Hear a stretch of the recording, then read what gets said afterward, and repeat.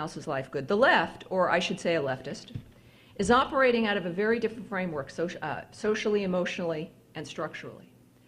You're looking at what I term, and have applied to a group, and it wasn't, I did not invent this, but it's a long-term theory that's generally been applied to tyrannical individuals called malignant narcissism. First applied to people like Stalin and Hitler.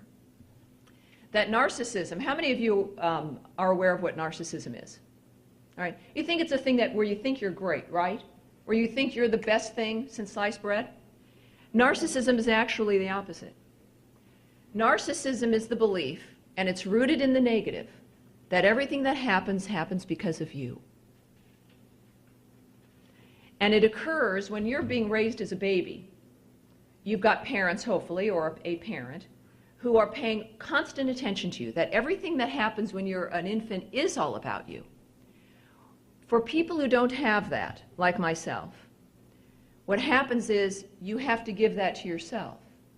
So you turn to inward, you turn into yourself, whereas a healthy individual has external adults doing that for them. So narcissism sets in childhood. It's irreversible. It is this internalized focus based in the negative of abandonment or of trauma. And so when you see things that happen, as an example, some of you may have experienced this, you're driving down the freeway and some guy cuts in front of you. You think, oh, he did that to me on purpose, right? Or somebody takes your parking spot at the mall, okay? Oh, he did that to me, that it's personal. Somebody speeding by and maybe comes over into the lane a little bit, oh, he's doing that to me. All of us have a little bit of narcissism involved at things, but where the left goes wrong is that literally everything that's occurring, everything that you do, that this meeting is an example, as liberals will be watching this on C-SPAN, will believe that we're meeting to figure out that we're obsessing about them, because after all, I mean, you look at the title of the seminar. We're obsessing about them, and we're trying to figure out how to stop them, and there's another 100 people building the camp right behind here that's waiting for them, all right? The truth of the matter is, what this is about you. This is about your relationship with people who are different from you, your relationship maybe with your family and your friends and even the future, right? Is kind of the shadow of having to, the thing you have to deal with in leading your lives. So when it comes to narcissism, if it's not dealt with, I'm fortunately now a benign narcissist. I still think that, I'll give you an example of my own narcissism. Live in a house with some big picture windows, and a bird flew up to the window and started banging on the window with his beak, very aggressively. Now I start feeling like Tippi Hedren in The Birds, right? And I'm thinking, it wants me. It hates me. My house is in the wrong place. I can't go outside. There's a plot. Call up a friend. Now, what I have to manage my issues are my friends. My friends know what my issues are. And so I called up one of my friends and I said, okay, I don't know what to do. There's a bird out there. And I knew I was having an unreasonable reaction, a little bit. And I said, there's a bird out there on the window and it's banging. I think it might even break the window. It's a big bird and it's aggressive. I don't know what it is, but it's big. And she said, okay, I want you to go up to the window. I said, oh, no, I can't do. She says, go up to the window. She says, look at it. It's hitting the window.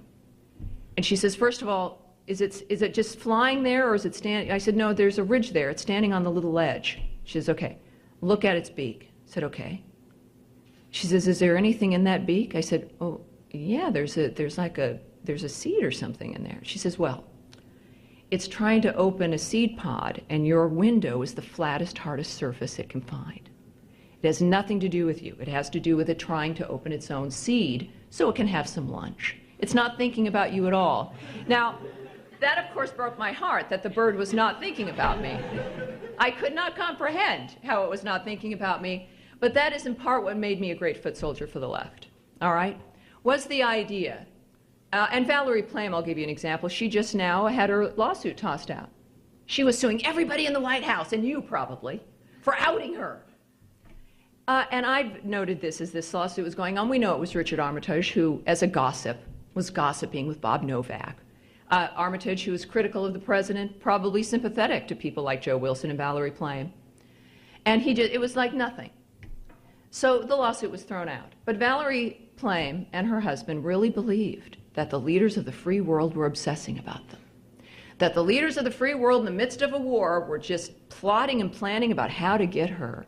Well, there's a newsflash for Valerie Plame, even though, of course, I feel guilty because she's very attractive. The truth of the matter is, no one is obsessing about Valerie Plame. No one is plotting against her. She was a bureaucrat. A stupid, sloppy gossip revealed her identity, which was as easily as revealed as when she drove to the CIA after she dropped her kids off at work. She's not, Jason Bourne running around doing things. It's just not the case. But that's another example of narcissism, of malignant narcissism, as is Michael Newdow, who is the man who was suing to stop the Pledge of Allegiance and prayer in school, and also had a new lawsuit to take the words "In God We Trust" off of our currency. Why? Because he's an atheist. And so as a malignant narcissist, he needs everything to be like him. He can't have things reflective of something that isn't what he believes. Or Sean Penn. Remember, how can any of us not remember Katrina, right? Why would Sean Penn take a little leaky boat to row into New Orleans? Because there was a major international event that was getting a lot of attention, and it had nothing to do with him. Until he made it something to do with him, didn't he? Suddenly he was in the midst of Katrina, and there were cameras on him, and finally it was about Sean Penn, because he put himself there. Cindy Sheehan. Things that have nothing to do with her, everything to do with the sacrifice of her son. That was his sacrifice. And yet, at a State of the Union address, she needed to make that about her as well. It is the famous sighting of the malignant narcissist, squawking, running around, trying to insert themselves into things, because for the leftist, when there's a major event that doesn't involve them, it threatens their very identity, all right? Now we get down into the malignant narcissism, the idea that everything that happens because of them or must be about them, right? It is also, it's not about a rationalized framework about issues either. This is also about projection. Now, the last element of malignant narcissism and why there is such an obsession about, let's say, you've heard Rosie O'Donnell say this, that everybody's gay. Everybody's got a little bit of a homo in them, right? Everybody. The truth of the matter is that's not the case at all. But if you're a malignant narcissist and you're gay, you're going to try to make everybody be like you, right? And you've got to have that. That's projection. The projection element of this, as you're dealing with these, and this is a method of my madness here about giving you some insight about how to deal with the people you're dealing with, is if you have, let's say, with a projection with, say, a thief. Thieves usually believe that everyone's trying to rip them off, right? Or you have somebody who is an adulterer, who cheats, who then thinks they're constantly being cheated on, who they don't trust you. All right, that's projection, all right? So when the left comes up and accuses you constantly of trying to undermine them or hurt them or stop them or you're out to get them or you're a racist, sexist, and a homophobe, that's projection, all right? So you hear these things, and this is the natural, it's part of the book you got yesterday, The New Thought Police, of these arguments against you, is that you're faced with people on campus who accuse you of being things you're not. You can't prove a negative. How do you prove you're not a racist, right? You have malignant narcissists who want everything to be about them, so they believe you're plotting against them. It explains the conspiracy theories we discussed, Stephen discussed earlier. So they believe you're plotting against them.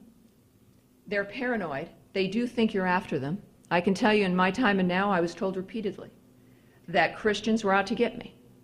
That what Christians did during the day, now I should be so lucky, is all they did was think about me. Whereas in fact, you're not, and you didn't, and you weren't. And I found that out when I started a career on talk radio, speaking to Christians literally daily.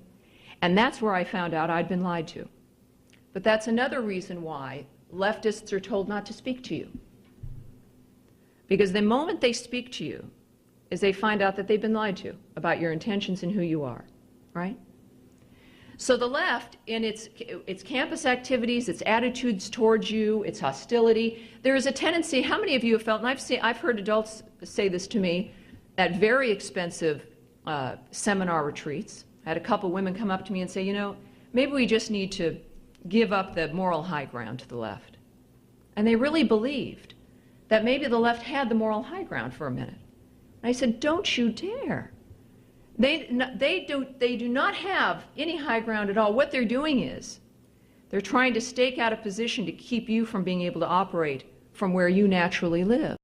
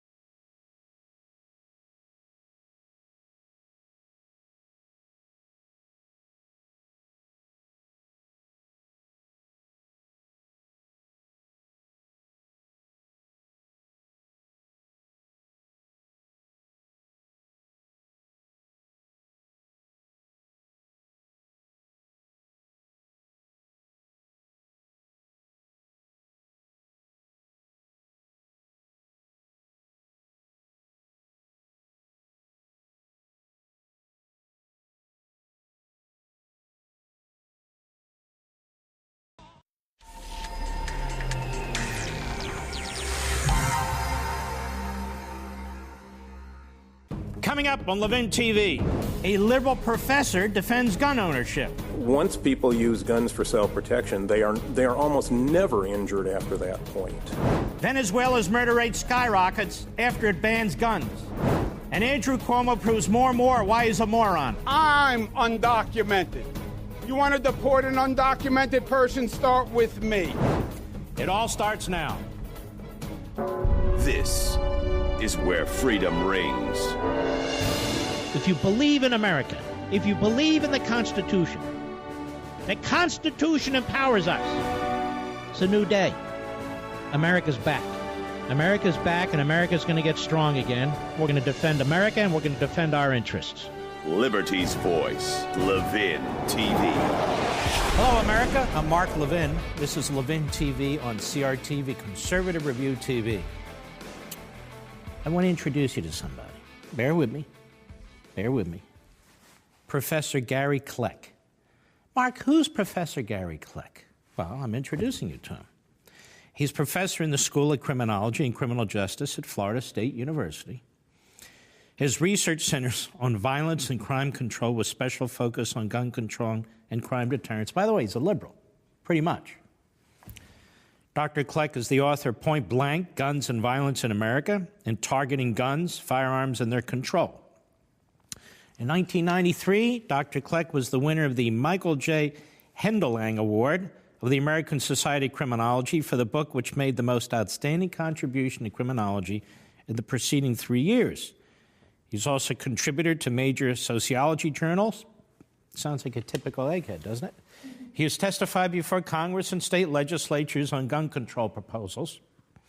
And his research was cited in the United States Supreme Court's landmark decision, District of Columbia versus Heller, where the court concluded that your right to a handgun is a right to defend yourself, and it is a right. And it's amazing how that's a landmark decision. When I read the Second Amendment, that's what it says, pretty much. Anyway, they struck down, the court did, the D.C. handgun ban, held the Second Amendment protects an individual right to keep and bear arms. Now, why do we care about this gentleman? Well, you heard his research was used by the Supreme Court. Now I think you should hear from him in this Oxford-style debate with a group called Intelligence Squared. And so let's take a few minutes to listen to what is discussed here. And the reason I'm doing this today is because yesterday we heard from Robert Reich in his video with his statistics. And so I thought we would hear from Mr. Kleck, who is an absolute expert in the field, unlike Robert Reich. Here's what he had to say. This is from October 28, 2008. Go. When it comes to hot-button issues, we like to have easy pigeonholes to put people in, but our next speaker makes it difficult. A professor of criminology at Florida State. He is, a Democrat. a member of the ACLU, a member of Amnesty International. He describes himself as an environmental tree hugger. However, when it comes to this issue, this classic liberal is defying all expectations by arguing what is normally considered the conservative side. Gary Kleck arguing for the motion that guns reduce crime. That is indeed an accurate rendition of my background. The moral of that particular story is I didn't come to the pro side of this debate via my ideology. It's the most unnatural thing in the world from that standpoint. I didn't come to that position by virtue of my social background. I grew up in the wilds of suburbia, basically, where guns are scarce. They don't have guns to commit crimes. They don't have guns to defend against crimes. They don't have guns for hunting. They don't have guns. My way into this position is basically evidence-based. I'm boringly scholarly. I've been studying this issue for nearly 30 years. I've written 3 books, dozens of articles. I've published more articles on the effects of defensive use of guns than anyone else. Oddly enough, sometimes what you can learn from a debate is by listening to the silences, paying attention to what people would be expected to talk about but don't. Strictly speaking, the other side actually hasn't addressed the issue of the effectiveness of defensive gun use. They've kind of danced around it, but they haven't actually addressed it head on. And in fact, the organization Paul Helmke represents, the Brady Campaign, previously Handgun Control Incorporated, used to have a very prominent segment of their website devoted to the proposition that no, if you try to use a gun for self-protection, you're going to get yourself killed or injured, or it's going to be taken away and used against you. And they've more or less stopped talking about it. They're just silent on the issue. That's significant. The reason is the evidence is unanimous. It's rare in criminological research for the findings to be unanimous on anything, but they're unanimous on this one. Defensive gun use is effective in the sense that crime victims who use guns during a crime are less likely to be injured or killed and less likely to lose property than crime victims who adopt any other kind of strategy, including non-resistance. Non-resistance is not the safest course of action. And this is so despite the fact that usually when people try to use guns for self-protection, they're doing it under tougher circumstances. They do it not because they're quick on the trigger, but because they're kind of facing really desperate circumstances. They're likely to be outnumbered. They're likelier to be facing offenders with weapons, including guns, than other victims. They're more likely than other victims to have already been injured. And out of desperation, with all of these handicaps against them, then they use guns in an attempt to defend themselves, and from that point on, they are not hurt. Much of the research that previously claimed that if you tried to use a gun, you'd only get hurt, it had a simple error in the research that everybody here can understand. It was an error in terms of what happened first. Researchers would report that there were many incidents in which people were injured and they used guns defensively. What they didn't know, and it turned out once the error was corrected in the research, those were always cases where somebody was first injured and then used the gun for self-protection. It wasn't using the gun that got them hurt. It was getting hurt that finally pushed them into using the gun. When they fixed that flaw in the research, they basically found that once people use guns for self-protection, they are almost never injured after that point. There's good reason why the chief's police officers carry guns. They're effective for self-protection, but it doesn't require the unique training and experience of police officers for it to be effective. It's effective basically for everybody. I don't think anybody really disputes the proposition that the effects of guns depends on who has them.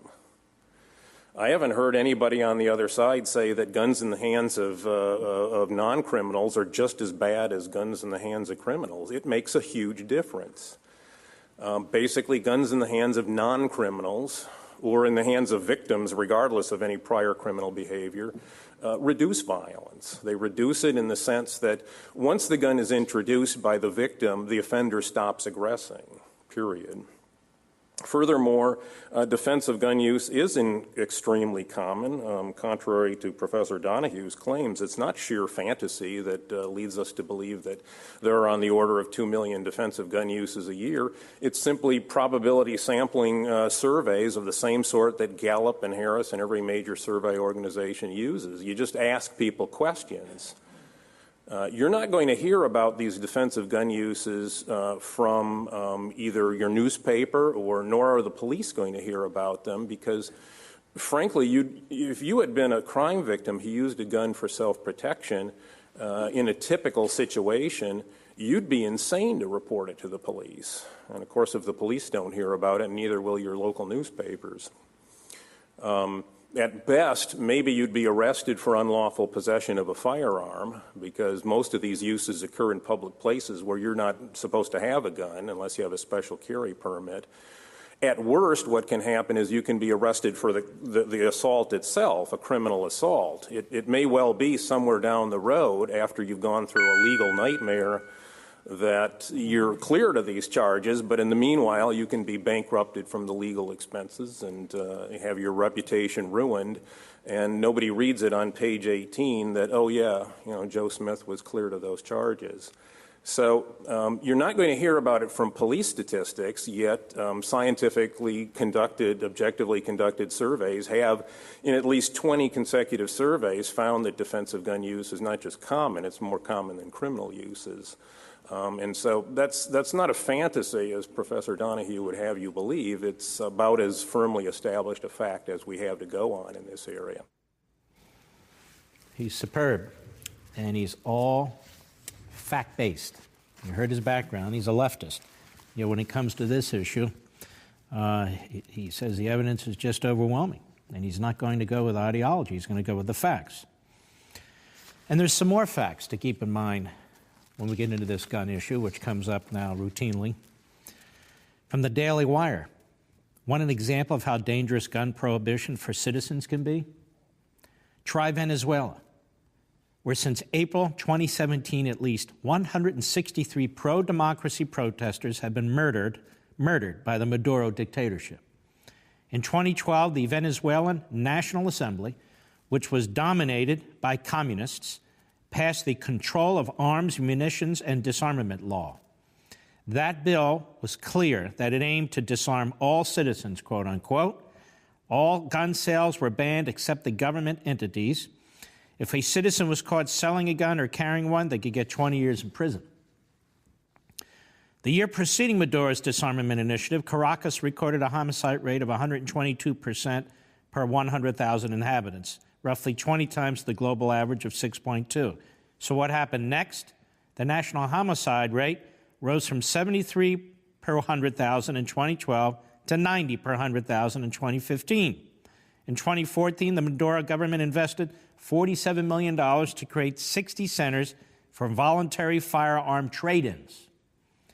Time magazine reported the government says there were almost 18,000 murders in this South American nation last year, giving it a rate of 58 homicides per 100,000 compared to 4 per 100,000 in the United States. The Independent Venezuelan Violence Observatory claims there were really almost 28,000 murders.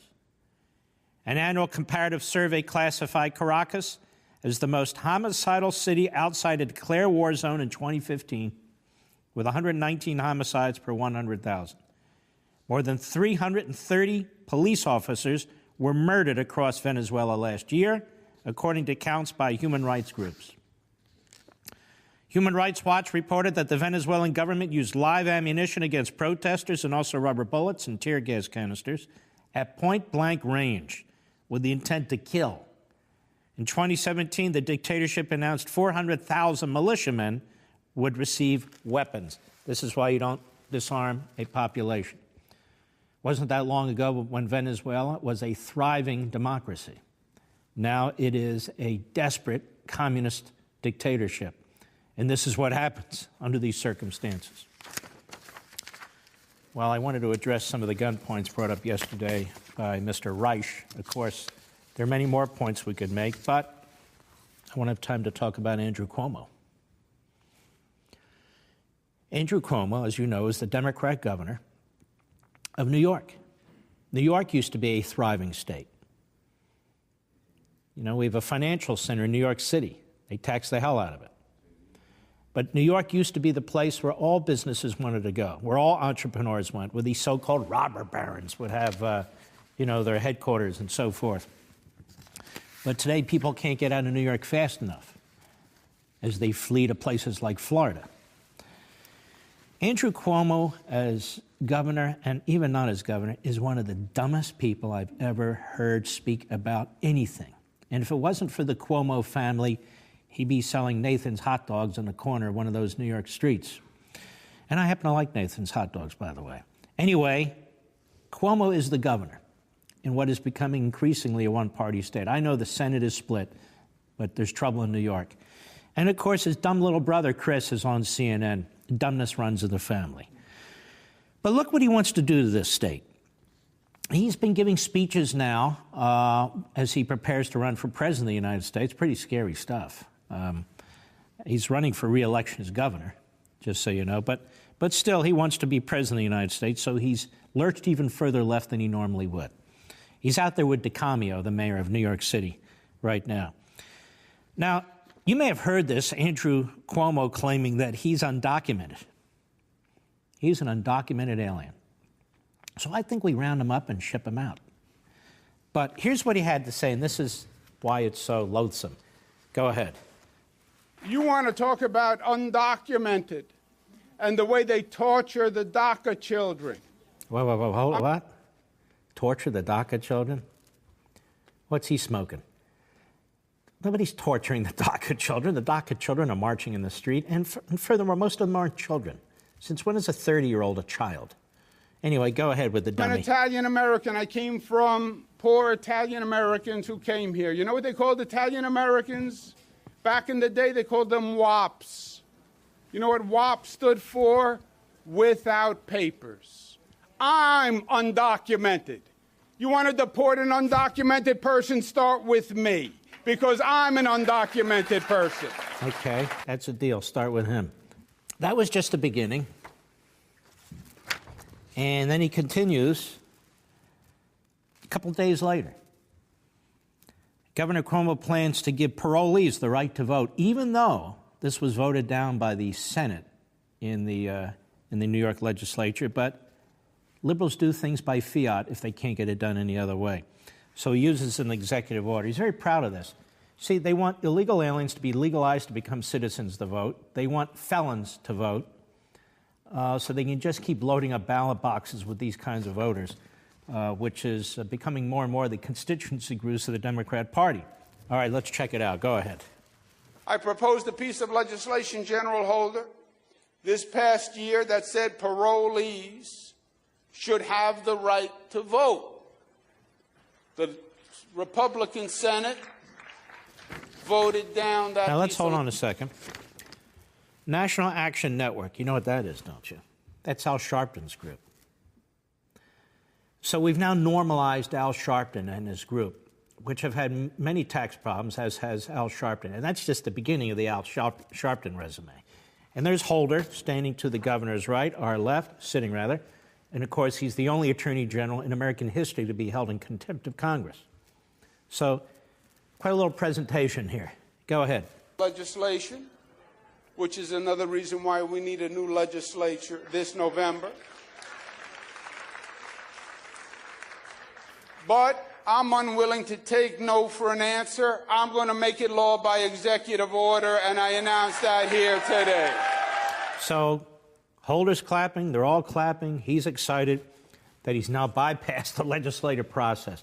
I tell you, more and more people like dictatorship, particularly on the left. It's incredible. And this guy's the top of the doofus pyramid here. But he's not done. He's got a couple more ideas. Let's see. So first, he's undocumented, which is fine by me. Second, he wants to give parolees the right to vote, so he just goes ahead and does that. Usurps the power of the legislature there, which said no. And now, plastic bags. He's got a problem with plastic bags. Let's check this out. And by the way, this is, 6 days after he gave that speech. Go ahead. Go. 14 months ago, Governor Cuomo blocked the city from slapping a nickel fee on plastic bags. There are real environmental concerns, but there are also economic concerns. Now his statewide ban proposal on many plastic bags may also end up in the proverbial trash heap. It has no legislative sponsor. Environmentalists are split. A fellow Democrat is non-committal. Appreciate him, taking the leadership to look at this, and we'll look at the bill. Even his own state panel recently found more cons than pros when it comes to banning single-use plastic bags. Does anyone see it passing? The sponsor of the city bill to add a fee, Councilman Brad Lander, says Cuomo's move won't incentivize reusable bags. Stores will just get around the law by thickening plastic bags or offer more paper bags, which are often not recycled. It sounds like good policy because we'd like to get something for nothing, but we can reduce waste. This is pretty simple.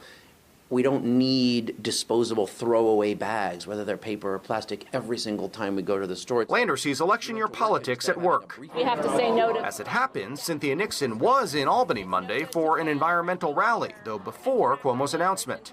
There certainly seem to be, in the last month, a number of issues on which Governor Cuomo has reversed himself rather startlingly. A Cuomo spokesman says there's no connection between Nixon's appearance and the ban bill.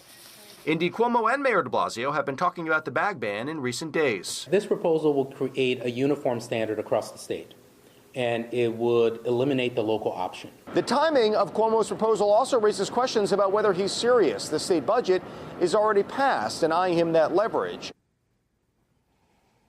All this over plastic bags? I remember when they said use plastic bags, save trees, don't use paper bags anymore. Now they want you to use these reusable cloth bags that are loaded with bacteria, and I'm not going to use a renewable cloth bag. And it reminds me of that George Carlin bit about plastic bags, how we're going to save the country, how we're going to save the environment. The earth is, it's so incapable of defending itself that plastic bags will destroy it. This is what leftists do. And when they're done with plastic bags, it'll be something else. They go through supermarkets looking what they should regulate, tax, and ban. It's just incredible what government's turned into. And you look at New York with de Blasio and Cuomo, it's totally out of control. But they're not done. As a matter of fact, in New York, the restaurants are now under attack. Now, restaurants really are the heart of New York. I don't know. If you're not from New York, but you visit New York, they have the greatest Italian restaurants, the delicatessens. I mean, it's just fabulous. And they're on every damn corner, right? So people go there, they go, man, I don't know where to start. Well, these politicians and these bureaucrats who've never run a damn thing, they've never run anything. They've never produced anything. All they do is govern and tell people what to do, regulate and make demands, put things you can't use. It's all about politics and votes and power. They have no idea. It is difficult to run a restaurant. Few of them survive 2 years. It's an enormous capital investment. People go broke, and they can't recover for decades. They open restaurants, in many cases, their first restaurant, because they love the business, or they love to cook. But think about how hard it is to run a restaurant. Think about all the local health laws, all the local zoning laws, all the state health laws, all the state zoning laws, all the insurance requirements, Obamacare, unemployment insurance, workers' comp, state taxes, federal taxes, sales taxes. And I haven't even talked about, think about the employees. You have to do background checks on the employees. What if the employees don't show up? What if the employees don't work out? It's constant. And of course, purchasing the food, which is no small task either. Sometimes there's shortages. Sometimes it's more expensive than not. Keeping up to date on the menu, showing all the calories on the menu, and on and on and on. It's tough to run a restaurant. How do I know? If I ever owned one? No. But I eat at them, so I see it. Now, here we have the New York Post. Cuomo has another idea. This is a very dangerous, stupid man. It's deja vu all over again in the New York Post, they write. Michael Saltzman, less than 4 years after Governor Andrew Cuomo convened a wage board to study tipped employee pay. Tips. The Labor Department will hold a series of hearings to decide whether New York should follow 7 other states and eliminate the tipping system entirely. Where does government get the power to do this stuff if you want to give somebody a tip? The first hearing on Friday at SUNY Farmingdale will pit service industry staff who value their tip income against labor advocates who prefer all servers earn the same flat wage. You have unions, let's be blunt, left-wing unions who do not believe in tips, who want massive minimum wage increases. Why? For dues, that's why. For dues. They don't care about their members, that's the truth. They don't care about their members. They want the money, the unions. And they link up with the Democrat Party, and ipso facto, that's what you get. If New Yorkers want a preview of what's to come, should unions get their way, look to San Francisco. As one of the first cities in the country to create its own minimum wage requirement, San Francisco has lived up to its reputation for progressive values and high costs, which usually go hand in hand. This city is uniquely expensive for full-service restaurants. Consistent with California law, it doesn't treat servers' tips as wage income. That means a waiter who earns hundreds of dollars each night in tip income alone must be paid nearly $15 an hour on top of it. At the minimum wage, as the minimum wage has risen ever higher in recent years, this has forced a series of unpleasant consequences for San Francisco servers and restaurateurs. The San Francisco Chronicle reported in 2016 on the steep increase in restaurant prices across the city and identified labor costs as the biggest factor. For those eateries whose clientele cannot afford the cost bump, a worse fate was in store. According to a 2017 Harvard Business School study, each $1 increase in the tipped base wage increased the rate of restaurant closure for a medium-rated restaurant by 14%. That meant 3-star restaurants with affordable prices were hit the hardest. New York should expect the same. According to my organization's forthcoming survey of 200 full-service restaurants in New York, nearly half the restaurants with a price of $15 or less per person are very likely to close should the governor pursue a San Francisco-style system for the state. Cuomo can't assume these restaurants are crying wolf. After New York raised its tipped minimum wage by 50% at the end of 2015, over 270 restaurants closed statewide. Neighboring Pennsylvania and New Jersey both gained restaurant over the same period of time. Labor Department data show that vibrant restaurant growth in New York City, which had been averaging roughly 6% annually, dropped to 1%. Well, you get the point. You get the point. You get these politicians who think they can run everything. The oil industry, the pharmaceutical industry, our hospitals, our doctors' offices, nurses, they think they can run everything. Our railroads, our airports, you name it. And now our restaurants. You know, I put in Liberty and Tyranny, I remember this line years and years ago. If we left it to the government to feed us, we would starve. If we left it to the government to give us water, well, we'd die of thirst. We don't need the government running restaurants. We don't need the government running anything except what the government's supposed to do, the basics. The basics. Law enforcement, firefighters, the roads, certain other activities and so forth. But this progressive agenda where everything's on the table, where you can look at products and decide you want to outlaw them, or look at products and decide that you want to impose them on people, or wages and prices and all these other things that go on, government has no role in this whatsoever. I'm sorry, it doesn't.